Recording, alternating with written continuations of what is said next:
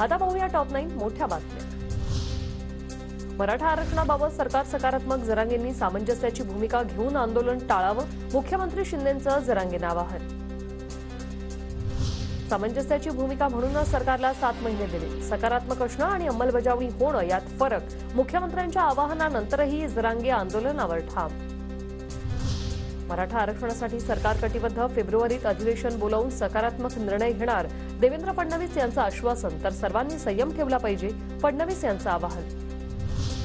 मराठा आरक्षणासाठी जरांगे आंतरवाली सराटीतून उद्या मुंबईकडे रवाना होणार, बीडमधील मराठा आंदोलकांकडून जरांगेंच्या मुंबई प्रवासासाठी खास व्हॅनिटी व्हॅन। मराठा आणि ओबीसी आंदोलनासाठी काही तास शिल्लक, मात्र अद्याप कोणालाच परवानगी नाही, दोन्ही समाजाकडून आझाद मैदानासाठी अर्ज। जरांगेंना आरक्षणाचा मुद्दा मांडायचा असेल तर त्यांनी पार्लमेंटमध्ये यावं, प्रकाश आंबेडकरांचा जरांगेंना सल्ला।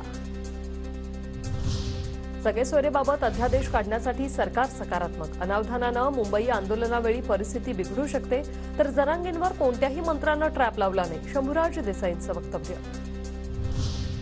दावोस दौऱ्यात 4 लाख कोटींचे करार झाल्याचं बघून विरोधकांचे डोळे पांढरे होतील, मुख्यमंत्र्यांचा दावोस दौऱ्यानंतर विरोधकांवर निशाणा। 8,000 कोटींच्या रुग्णवाहिकेच्या घोटाळ्याच्या आकड्याने शिंदेंचे डोळे पांढरे होत नसतील तर दुर्दैव, अशा शब्दात संजय राऊतांचा मुख्यमंत्र्यांवर पलटवार।